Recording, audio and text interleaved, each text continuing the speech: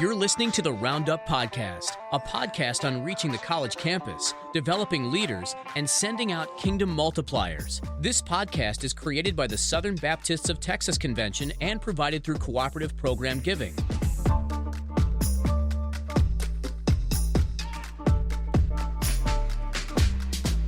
Well, howdy, friends, and welcome to the Roundup Podcast. I am your host, Mitch Tidwell, and I have my co-host with me today, Kylie Badgley. Kylie, how are you? I'm good. How are y'all? That's good. Good to have you. Hey, today we're on the podcast talking about leading your college ministry in racial reconciliation. As all of you are aware, there's a lot of racial tension in our culture, in our world today, with the happenings in the murders of Ahmaud Arbery, Breonna Taylor, and George Floyd. In light of this, there has been a lot of talk about what does the church do in light of racism, and how is the church addressing racism? It's a sin that we cannot be passive on anymore. And so today we brought in Rashard Barnes. Rashard is the pastor at Mercy Church in Charlotte, North Carolina, and he's a campus pastor there at their Independence campus. And he's been a friend. He's a Texan from Redeemer Church in Lubbock, was there as a college pastor, and then went out to Charlotte. And so we're super thankful to have Rashard on today. So Rashard, how are you, bro? Hey, good, man. I appreciate the invite. Anything that has Texas on it, I'm always game. So glad to be here. Oh man, we are so glad you're here. So Rashard, why don't you begin? Just tell us a little bit about yourself and your family, man. Yeah. So I am married to my wife, Megan. By the way, she is white, and I am African American, for those listening. And when we have two mocha babies, and so they are, we have a 5-year-old. His name is Malachi. Dude is wild and crazy. Then we had a 3-year-old Eden, and so she is also crazy. And so I'm an extrovert. My wife's an extrovert. I'm an extrovert. Malachi's an extrovert, Eden's an extrovert, and my wife's an introvert. Oh, so Lord have mercy. So she is struggling with us during this COVID season. So, oh, that's awesome, man. Well, so you were so were you born and raised in Texas? Yeah, I was born and raised in Lubbock, Texas. Oh, okay. I didn't realize that you were born and raised in Lubbock. Okay. Yeah. I didn't. Other than working Pine Cove over the summer, I haven't lived anywhere else other than in Lubbock, Texas, until I moved to Charlotte. Ah, okay. That's cool, awesome. Cool. Yeah, so you said your wife is white, so do you want to tell us a little bit just about how that's been and like what's that has looked like in these times? Yeah. So it's been very interesting, and if Megan was sitting here right now, she would also say that, because whenever we got married, she, I sat down with her, we were eating some frozen yogurt at 10 o'clock at night while it was 20 degrees outside. I don't know why we did that, but we did. And I told her, I said, hey, like, I just want you to know that like, I'm a black man, and I'm not one of those black dudes that kind of like assimilates and lay on the altar to be tokenized. Like I'm a black dude. And so like she's like, yeah, because I was working in a majority white church, and people kind of misunderstand my intentions of being there. And she's like, no, yeah, I grew up with black people, and so I get it. And I was like, I don't think you do. And so things started to settle in whenever she started meeting my extended family, particularly in Dallas, when at one of our engagement parties, they asked her to dance, and she realized that there were some massive culture gaps there. I can only imagine. Yeah, because like they were like, yeah, Rashard, Megan dance, and so like, and we were the only people out dancing, and so she said that was the moment where it got real for her. I bet it did. And so those are the like fun things, but some of the comments, her family like laughing. They weren't laughing out of spite, but kind of laughing that she, of all people, is marrying a black man, because like my wife is a Southern belle. Like, she's from North Carolina, Fayetteville, and so just, you know, she's a Southern belle, and she's married a black dude who is loud and rambunctious and dominant, and so like we're just like the opposite as you make us, and so when I started explaining to her about some of the dynamics of being a black man, she initially, you know, thought that I was just exaggerating a bit. And then stuff started happening, and it kept happening, and it kept happening. And for her as a white woman who have not been trained on how to interact with black people or even been taught that, she just shut down. And so for 4 years of our marriage, it was just hard to talk about that because it was hard for her to enter into that space with me. And so we started to go to some counseling, and that actually exposed for us that disparity there. And so so then we started, you know, she started to apologize and enter in. And so now she is, I just told her, I said, Megan, I don't think you scratched the surface of the ministry that God is going to give you. And so now she's been educating a lot of white women in understanding race and ethnicity. And since some of it became more and more apparent when we had, you know, we got a little black boy and a little black girl. And despite them being mixed race, the world sees them as black. Yeah. And that's real, because, you know, folks treating our kids like they're like zoo animals. You know, they're poking at their hair and touching their skin. So their skin's so pretty, and their hair, and like they're not doing that to any other type of baby. And so like that just made her angry. And then the things that people kept saying, and we know 2016. I'm not trying to be political here for anyone listening, but the election of President Trump caused a lot of disparity inside our country. And and what it did was that it pitted the church against one another instead of us operating inside the unity, or I guess it exposed the disunity that we already had. And so that just caused some more fire to burn, and for us to understand each other and whatnot. So that's probably a long story. Kylie, you said a few seconds. Sorry, that's it. No, you're fine. No, that's good. Very, very insightful, Rashard. Rashard, why don't you tell us a little bit about how you got involved in ministry? Is ministry something that has been passed down in your family? Are you first generation minister? Yeah, that's a good question. So, it's been passed down, but not intentionally. Both of my grandfathers helped start churches. They died early. A lot has to do with like race, to why they died. That's for another time. But then my dad, when I was younger, my dad planted a church, and you know, he planted a church inside the hood, and so it had its own challenges and dynamics. I just remember, like, my first memory of church was me ducking out inside a church building because there's a shootout happening out in front of the church. And my dad walking outside, grabbing the gun from some of the guys' hands and leading them in the faith in Jesus. And so like that was like my like first experience with church. And so as we got older, you know, he led the church for about 9 years. It didn't grow as he hoped. And so we end up joining in on another church that was also a church plant. And we were there all the way until I was 19 years old. And so during that time, my dad was one of the founding members and founding ministers of that church. Very pivotal in getting it off the ground. And so he took over the youth ministry. And so he got a little bit tired and burnt out. And so the pastor asked me to take over. And so I actually started doing ministry at age 18. And so did that for a couple of years.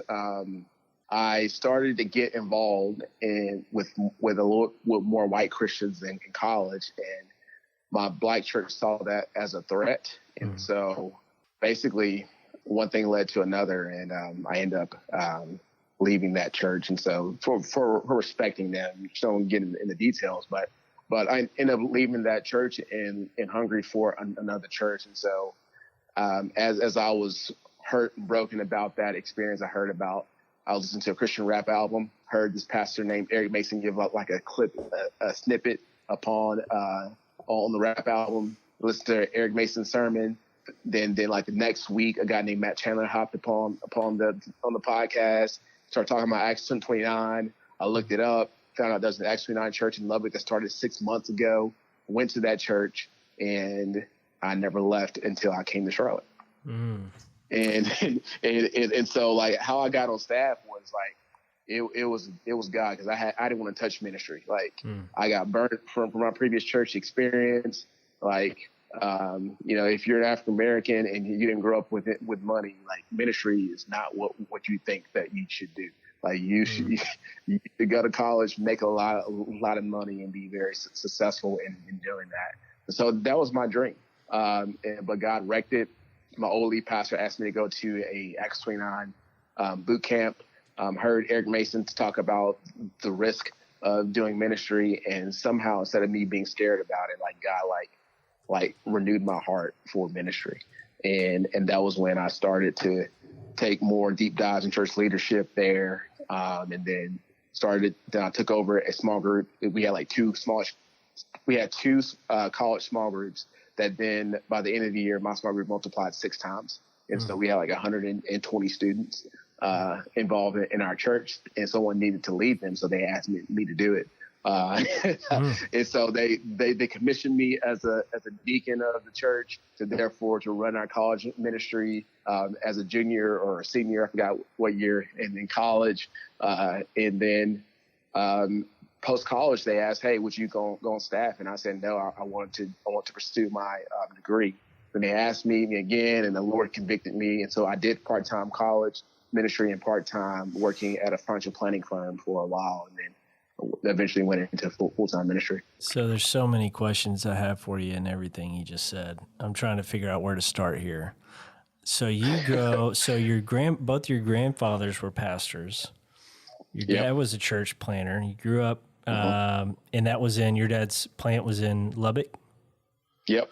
And so from there, and then after that, you get involved in a church, and then you had gotten involved with some white Christians, and that caused us a little bit of turmoil, which led to you just kind of seeking out Acts 29 path and ended up at Redeemer. Is that right? Yeah. What has that been like for you to go from the context of the church your dad planted to the church you were at after that, then to be in a predominantly white ministry? Like, what's the Lord doing and all that? Like, how is he leading you? And I'm sure, as like you said, you probably have some, some friends and family that, see you going to a white church and is wondering like, what are you doing? And you're pursuing ministry. Like you said, it's not as much maybe a worthy cause in some eyes. So take us through that wrestle, man. Yeah. So my dad's church was a Pentecostal holiness church. Oh, okay. And so, and then the church that I left before I went to Redeemer was my dad's church was a Black Pentecostal holiness church, which is a whole nother category. And then the church that I came from more had Baptist roots, but they were very charismatic, and they were in the Word of Faith movement along with like T.D. Jakes. And so that was a church that I was a part of for a long time, and then went to Redeemer, which was Southern Baptist white church, Acts 29 blend. And I was like, what in the world just happened to me? Yeah. And so like the first day I went to Martell's. I'm not sure that's even still open, but I went to Martell's because back in the day they used to have like the lyrics on the screens and show who like wrote it. And so I took a note and like wrote down like all these people that they were singing. So, you know, Hillsong, first time I ever heard of them. And I wrote down Chris Tomlin. And then I found an album like top 40 contemporary songs in Christian, I get Christian churches. So I listened to that, kind of tortured myself through it because I needed to like know the songs. And, you know, at first I wasn't vibing with the songs, but I began to like them. But at first, like, what in the world is this mess? But what it did, man, is it gave me 3 distinct experiences of what the church is and what it could look like. And so, man, like, I don't necessarily have hopefully people don't sense this, I have a biasness towards any type of church. And I've seen the strengths in different churches and see what each church can do, which really has helped and shaped what I'm trying to aim at now. Man, that's really good. And so, and what a journey through that. I feel like, and so you said you were a junior, and they and Redeemer, I guess, ordained you as a deacon. Yeah, they ordained me as a deacon. Wow. I just don't see a lot of churches ordaining college students as deacons. So it was a weird experience, man. Yeah, that's funny. Well, you know, church plants are, you know, I don't know, how old was the church at that time? 3. Okay, 3 years. So church plants will push some things out there pretty quick early on. So yeah. Obviously the Lord's hand was on it and he blessed that ministry. So that's great, dude. Yeah, that's funny that you went to Mardell. I have a funny story about Mardell. I went there. I feel like it's an educational place, but maybe not always for the good. So I went and I was at the checkout and I looked on the wall and they had this kind of like tapestry, like wall hanging, the things that look like a rug, but it's on the wall. And it had this guy on there that looked like Brad Pitt. And I was like, I asked the cash register, like, who's that guy? And she looked at me like I was insane. And I was with one of my friends and they were like, you seriously don't know who that is? And I'm like, no. And they were like, that's Jesus. Oh my goodness. And I was like, what? I've never seen a picture like that of Jesus. Wow. And I was like, what? And they both looked at me like I was so stupid. But I was like, I've literally never seen this picture before. Sometimes Jesus looks like whatever we want him to look like. Yeah. So. I was like, what? So, okay, cool. So, so, you know, like the last few years, there's just been a lot of things happen that cause racial reconciliation to be elevated in the church, and obviously that's happening today. So can you just tell us a little bit about what it's like to be in your shoes as a church ministry leader when that stuff happens? Particularly serving in white predominant churches over the last, I guess, 10 years. My experience is it's like a husband and wife hitting the same argument over and over again. And it's mostly the husband's fault. And he just can't see how selfish he is. And so after a while, it becomes disappointing. And so my fear in this conversation, I'm hopeful, but I'm also a big skeptic. I'm a little bit of a skeptic because we've been here way too many times, and a guy like me, man, folks have told me over these past few weeks, like, Rashard, like, this is the first time ever you've been this articulate into us understanding what you actually meant. I'm like, no, I haven't been articulate. Your eyes just opened up and just saw literally on the news the division that we have had, and that's what has opened up to you, not what I was saying.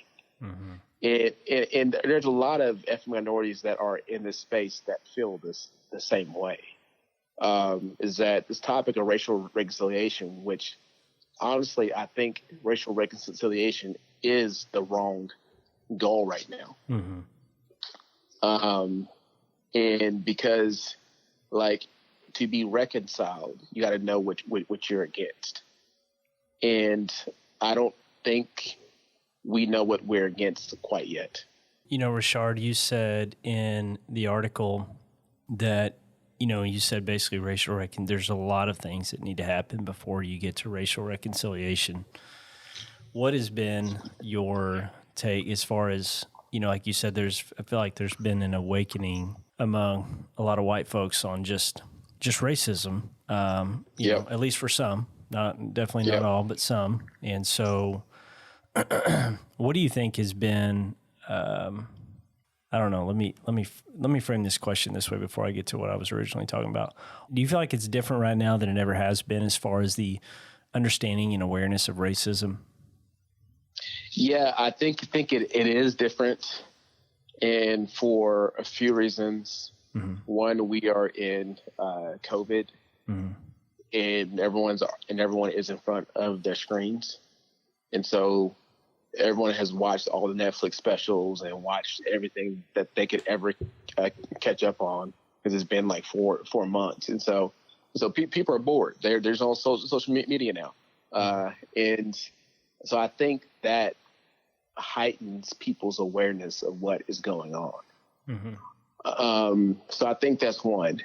And again, I'm not trying to be political here, mm-hmm. but I think our administration has caused more rifts than they have tried to unify us. Mm-hmm. And due to that, whenever there's a lot of like wound, a lot of people being stabbed, but there's no one trying to heal the wounds. Mm-hmm. It just becomes a pile of dead bodies everywhere. Mm-hmm. And so that's where we're at. It's like you can't look past the pile of dead bodies anymore. Mm-hmm. Because there isn't anyone leading, there isn't anyone speaking into it. Like, man, I don't trust either side of the table. Mm-hmm. I don't trust what any media spits at us. Mm-hmm. And as believers, I don't think we should. I think that the reason why it is so heightened is because of those things. And I think how the church has responded is good, but I'm afraid that we're having the Roger Goodell effect. Mm-hmm. So, we all know Roger Goodell, Yeah, explain that a little bit more, because he just came out with a statement and. Mm-hmm.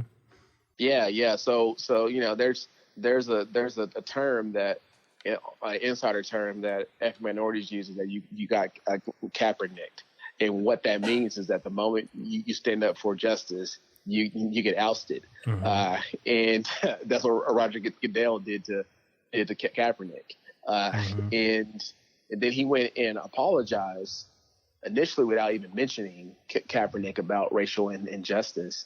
He said, NFL hasn't been good at it, and we ignored it, and all this stuff, and we're going to do better.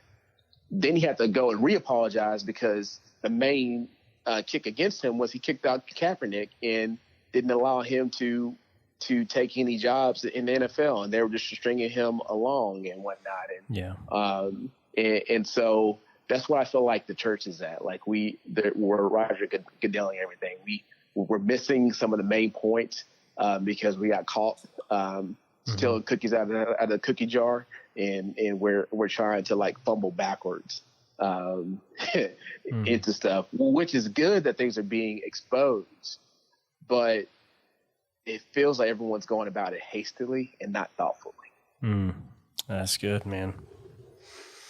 Well, focus it on the last part of the question that Kylie asked was, here you are, a man between two worlds, a man who is hopeful but a skeptic, and being in predominantly white churches. I'm sure you've experienced pain that from folks that didn't maybe intentionally try to do that, but it's just kind of a part of who they were, and they were kind of blind to it. And now that there is an awakening of sorts, at least for the meantime, man, what is that as a church leader, people that are looking to you saying, needing information or needing answers or wondering how to take a step forward? How do you deal with that just personally? Like, what's going through your mind? How are you processing all of this? Yeah. I challenge church leaders to first start with theology. Because if our practice is not informed by theology, everything would just be, this would seem as though this is just a diversity initiative.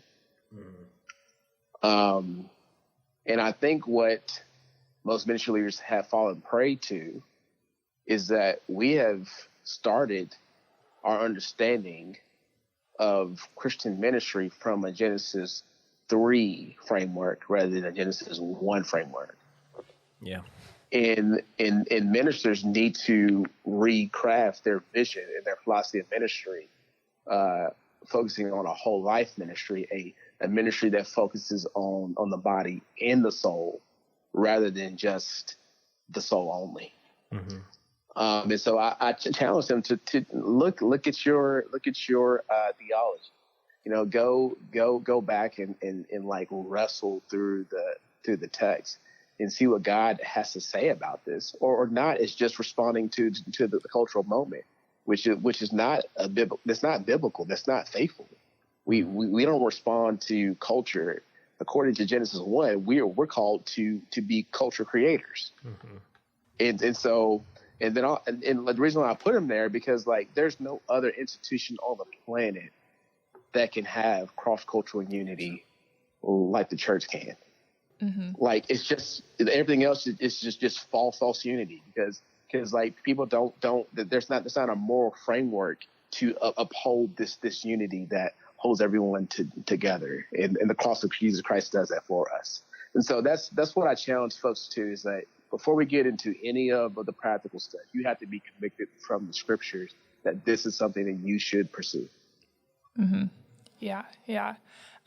So is that what you were talking about earlier, or can you expand when you said you don't think we're at the place for reconciliation and we need to know what we're against? Can you expand on that a little more? Yeah. I think that our theology then informs how that we go about doing our ministry. And some of the things is that if we really understood the call for cross-cultural unity, we wouldn't accept the passive acceptance of the colorblind theology.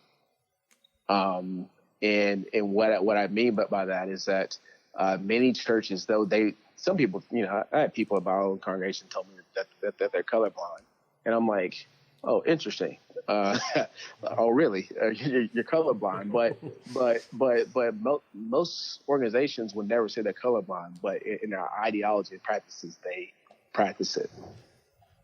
And so therefore, whenever we practice a theology of colorblindness, like one, that you're blind, like you can't see what you can't see. And so that's one of the chasms, one of the causes that I feel that is causing us to move forward, is that most churches and most white leaders have not accepted that they have participated in such a thing. But also I think that churches have there's this term that Corey Edwards, she wrote a book called The Elusive Dream. I recommend it for everyone to read. It's powerful. And she does research just examining a multi-ethnic church which is led by a black man, but it's majority white. And though it's led by a black man, all of the expressions of the church is still white expressions. And it's not a multicultural expression. And what she says, she used a term called white transparency. And basically what it is that not necessarily not like demonizing white people, because white people are beautiful. Like I'm married to one. But as far as like making white culture the ultimate and making it the supreme, and all other cultures are actually wrong. Mm-hmm. That's something that needs to be repented of. Mm-hmm. our worship leader got an email this morning from someone telling him that gospel music is not biblical. It doesn't honor God. And we are both offended by that. And that's because gospel music is not Chris Tomlin. And since it's not Chris Tomlin, therefore it's wrong rather than it being different. So we can't move into reconciliation till we see some of these things and practices that we do that's causing us to be apart. And so that's just some interpersonal. There's some leadership realities too. So like I think that many churches, in order to fix the solution of their diversity issue, they go up and hire someone of color. Mm-hmm. But they don't think about what they're asking this person to do. Mm-hmm. You're asking them, one, to represent all of their people. You're asking them to pioneer in work that you haven't pioneered in. And they don't have the power nor the authority to make change. They're just there as a symbol. That's tokenism. Mm-hmm. And so churches, if they're going to make some changes, or organizations and college ministries, they're going to have to structurally change how they go about things. Mm-hmm. Because strategy leads to direction. And if there isn't any strategy attached to that, then there will be very little direction. So Rashard, but what you're saying, it sounds like if you're a leader in a ministry, just really in general, but the first step is to start with theology. Now, what is it? It's not like we throw out our theology, but it sounds like there needs to be our theology maybe needs to be reframed, or trying to think of the right word. Like what is, Can you dive into that for a second? Yeah. So, for the sake of generalization, I want to use terms that are just helpful, but also, I don't want to offend. If I do offend, I apologize. Oh, you're good, man. In advance. But the way to how I say it, I probably need to find another way of saying it, is that our theology has been whitewashed. Uh-huh. And what I mean by that is that, let me give you an example. Acts 6. Mm-hmm. We talk about that's the scripture about the commissioning of deacons, right? Yep. And every time I hear that passage, that's all I hear is commissioning deacons. But that passage is a multicultural phenomenon. Like Jewish apostles are asking Hellenistic Jews mm-hmm. To lead in a significant work of ministry, and they partnered together for the flourishing of the community. Mm-hmm. Like we don't talk about that. Like I'm still not fully convinced that passage is appointing deacons. Yeah. I'm not fully convinced. I think it was describing to us like what happens when the Spirit of God invades a group of people. Mm-hmm. That it takes people from different ethnicities and call them one. Acts 2. We get the description of the first church, but we fail to see right before it says there are people coming from Africa, from Asia, from all of these places, and they were understanding each other's languages. Like that's critical, and that's key to understanding the move of the gospel among different ethnicities. And then the book of the Ephesians, especially Ephesians 2:1-10, has been hijacked as a evangelism text. But what it was really pointing to was really in line with Galatians, that basically Galatians spells a little bit clearer that there's neither Jew nor Greek, male nor female, slave nor free, because we are all in Christ. Mm-hmm. And so that Ephesians 1-10 is basically giving a theological position to our oneness in spirit. Mm-hmm. Rather than just a evangelism text and whatnot. And so a lot of theology that's practiced within the white evangelical churches is often practiced outside of culture. Mm. And the Bible was written within culture and to speak to people who have culture. And so to turn the Bible into just a bunch of platitudes, a bunch of statements, that's why everyone misuses the Philippians verse, I can do all things through Christ who strengthened me. Mm-hmm. That's because there was cultural barriers going on. That like the New Testament was just Paul was giving a theology for the people of God and what God intended for his people. And I'm so, sorry, Rashard, you take these pauses between your thoughts, and sometimes I think you're done, but you're not. So keep going. My bad. No, you're good. I just needed to wet my tongue a little bit. But I wrote this in my dissertation. Uh-huh. If you look at the end of the Bible, the only distinction that's remaining within God's people is language and culture. Revelation 7:9. There might be other distinction, but God made it very, very clear. What was distinct? I see a people from every tribe, tongue, and nation sitting around the throne of God, the throne of the Lamb, and singing praises to Him. And so I just think that when we preach a message that's solely focused on getting people saved, in which I'm all about getting folks saved, but what we miss is the cross-cultural discipleship that Jesus has instructed us to be about. That's what the Great Commission was about. It wasn't about international missions, because if everyone was taught to do discipleship cross-culturally, we wouldn't need international missions. Mm-hmm.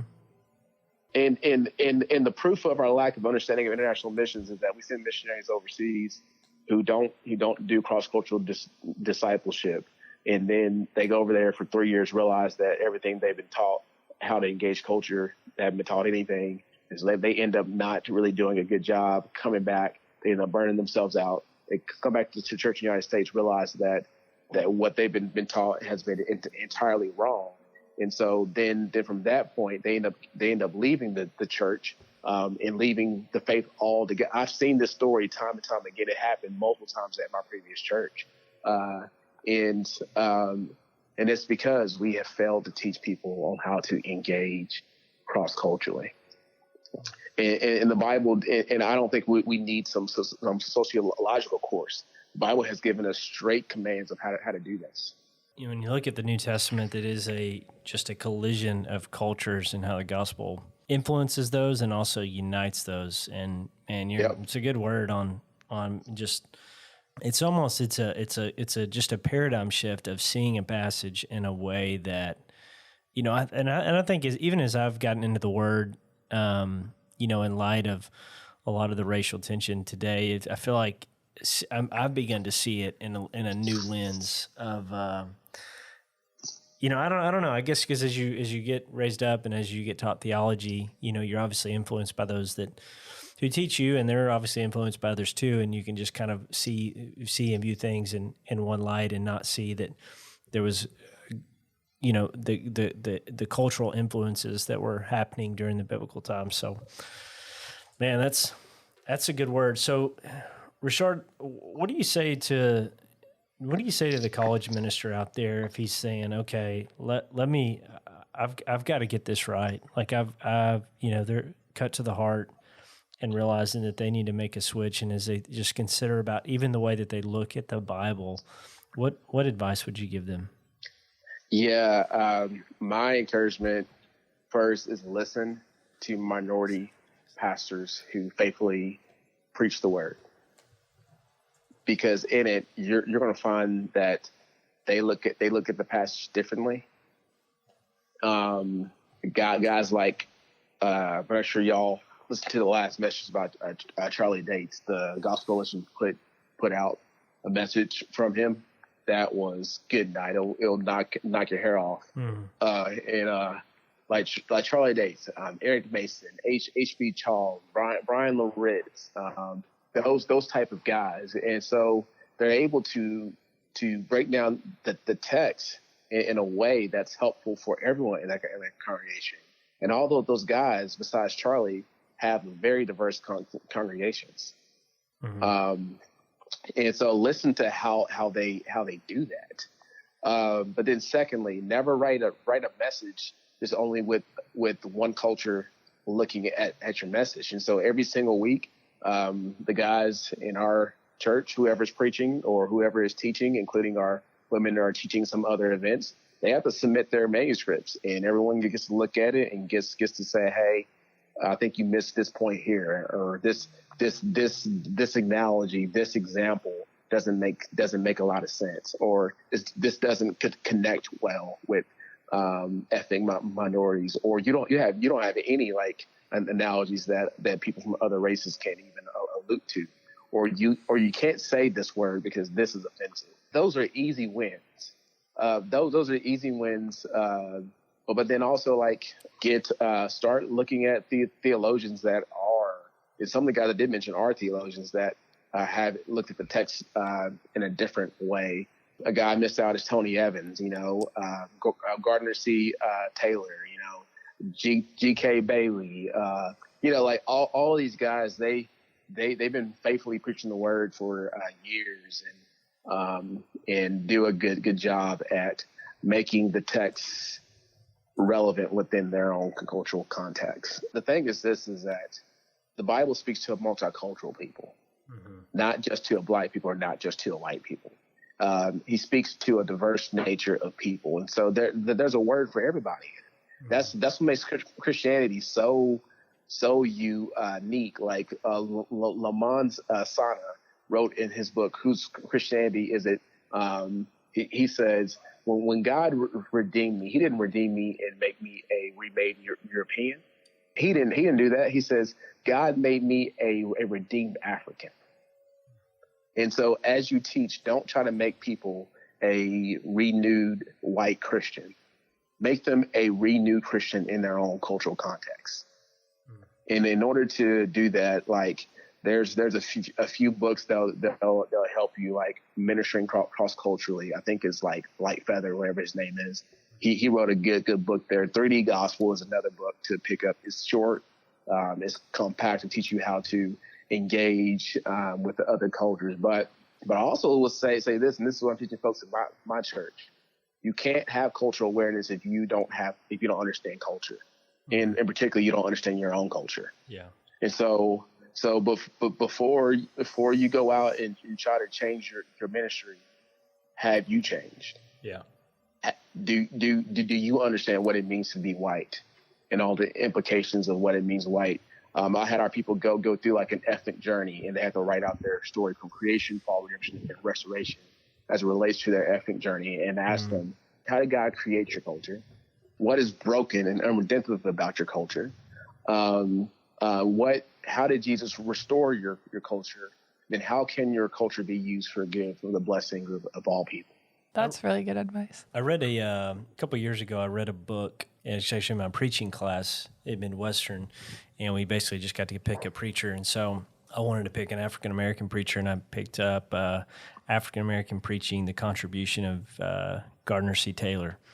And It was really good, really insightful. And I think one of the things that I learned in the midst of that was how ignorant I was of just the history of African-American church and its figures who've shaped it here in America. So it was really insightful, and I think was kind of one of those things that, even as we're talking, I think the Lord's really bringing up some things and just in my life of realizing where I've just been, pretty ignorant of just the way, almost just getting caught up in my own world, and not taking a second to consider other cultures and really, I think because even as a communicators, you want to communicate to all people, but so often you just find yourself in your own world and you just kind of isolate your communication to just a certain kind of person and not to all cultures. So, yeah, and that takes hard work. But that's what the Apostle Paul did in his message. That's why the Bible's timeless, and it communicates to every single culture. I preached last Sunday.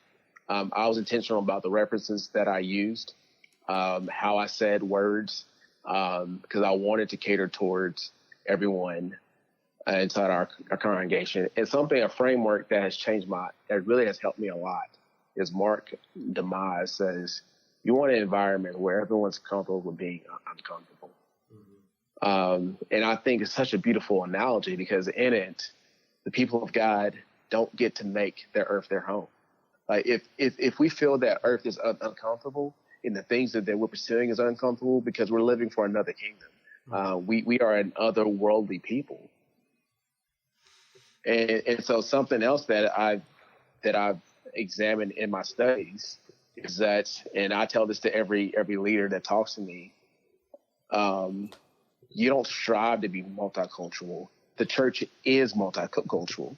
You just need to open your eyes and see it and embrace it. So that is our identity as the church. And so we're not trying to make up diversity. Our God is diverse. We're made in his image.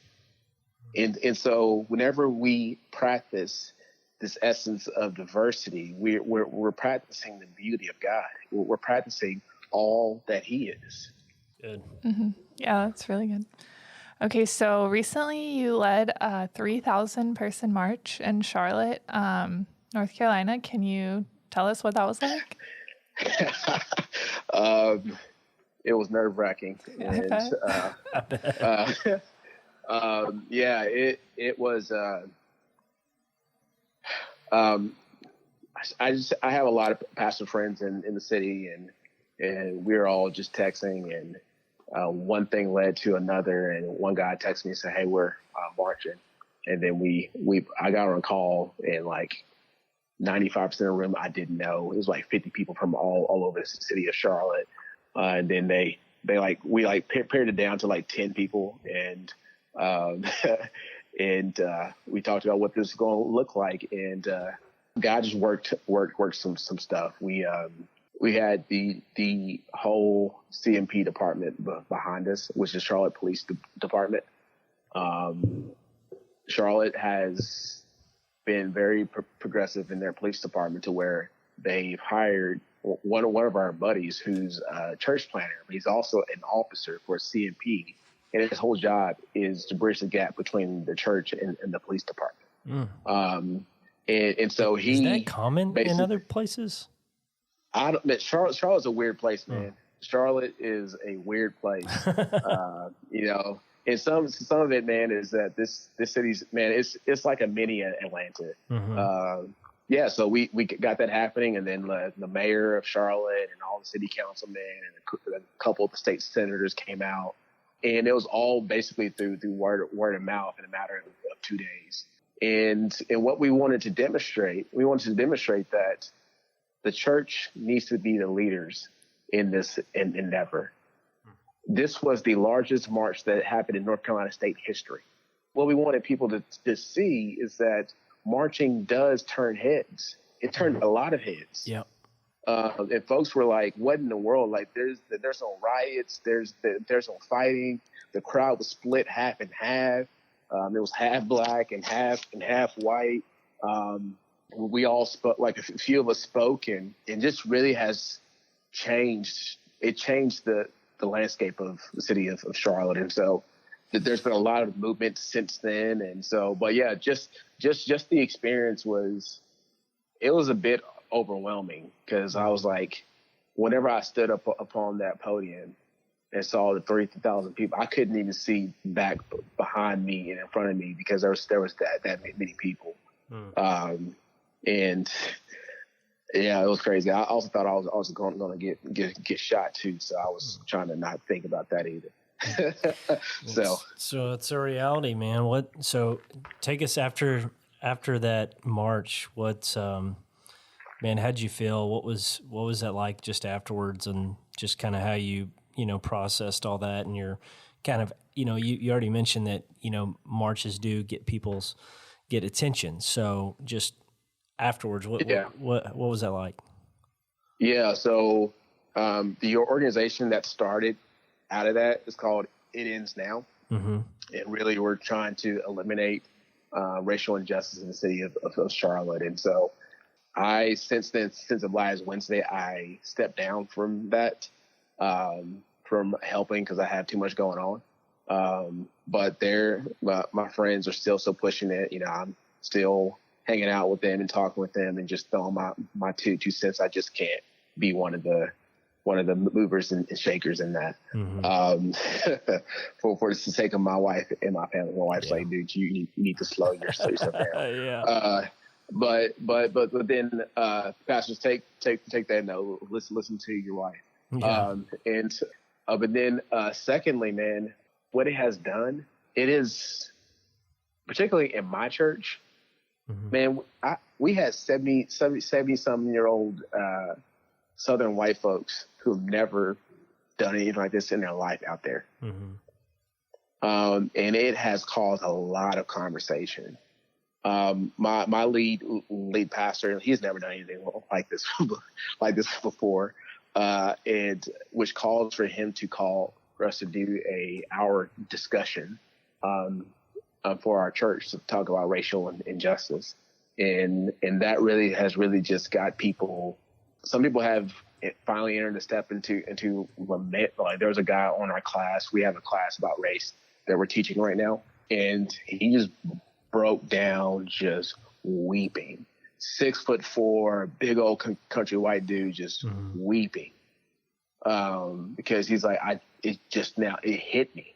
It hit me, and how it hit him was that he was trying to talk to his 5-year-old son about desegregation.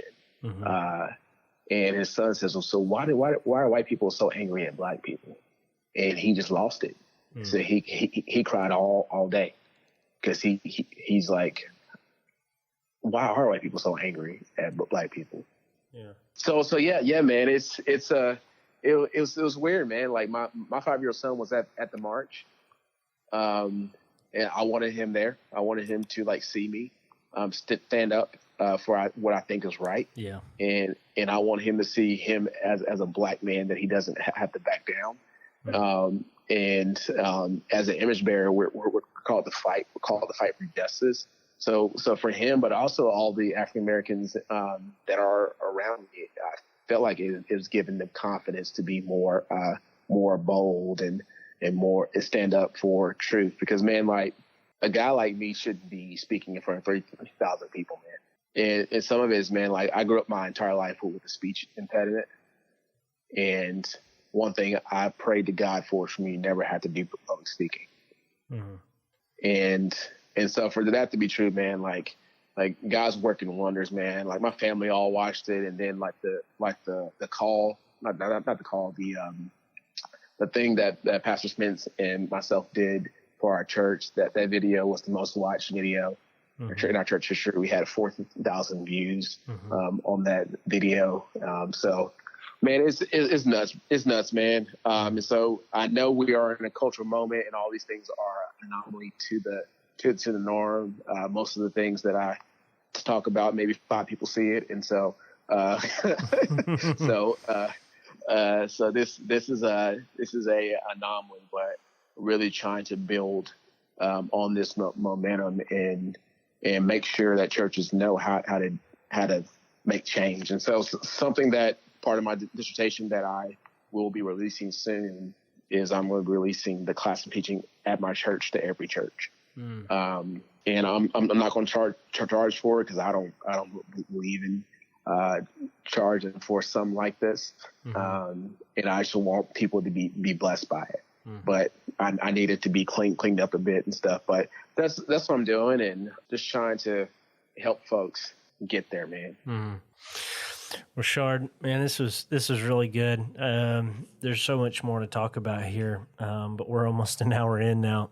Yeah, man, so good. We'll have to have you back, man. I'd love to have you back on to talk more about this, because I think this is something that I think, as you said, hopefully, with the racial tension that we're experiencing right now, I know that, my hope that this is just kind of a catalytic moment that propels towards, true change. And that really comes down to, every individual, willing to own it and, own their own prejudice, own their own racism, and really think about, hey, how do I look at this? What's a better way forward? How do I repent and begin to obey the Lord? How do I begin to see that, just even look at the New Testament as that that it is the gospel. It is the gospel melting cultures together, around it. Even as you look at the church at Antioch and Galatians, where Peter is eating with, you see that the beauty of Antioch there, but you also see Peter pulling back from the table, and I don't know. I guess there's probably there's the way we read Scripture. Probably there's a different paradigm to look at it through, to see how the gospel does speak to these issues and how it was something that was very, very relative then. So and that was the prayer. Jesus' last prayer before he was crucified, that he prayed for his church to be one, as him and the Father are one. Yep. That's good, bro. Well, Rashard, thanks so much for being on, and man, we're very grateful for you. Thanks for your courage, your boldness, your humility, your gentleness, your graciousness, man. We are super thankful for you. So, man, we'll have you on again. Yeah, man. Yeah, I'm thankful for it, and those who are listening, you want to chat about things, I'm down to chat about how to help you think well about this, because clarity needs to win the day in this, and I paid the dumb tax in a lot of this stuff. So, hey, if someone's willing to pay some dumb tax, I'm always down for that, man. That's good. Well, Rashard, thanks for being on, man, and folks, thanks for tuning in and listening today. I hope this has been helpful for you. Feel free to reach out to Rashard. Rashard, what's your social media handle? Is it just at Rashard Barnes? Yep, at Rashard Barnes, and there's not a lot of us on that who has that name. So yeah, hit him up. He's on social media, Instagram, Twitter, Facebook, and find him on there. But thanks for joining us today. Hey, again, follow us on Instagram, Facebook, and Twitter at SBTC Collegiate. That's where you can find all your updates for the podcast and resources. And then also, if you have not joined our Facebook group, we have a Facebook group called Roundup Network. It is a group of around 250 college leaders in Texas and beyond. And all we do is just idea share, collaborate, and share resources with each other. So get in on that. If you have a question, it's a great place to toss a question to get some answers. And this is where we will put this podcast episode as well. Also, if you can, hey, subscribe to our podcast, rate, review it, give us some feedback. We'd love to know how this is relating to you. So thanks for being on today, and we will see you next time.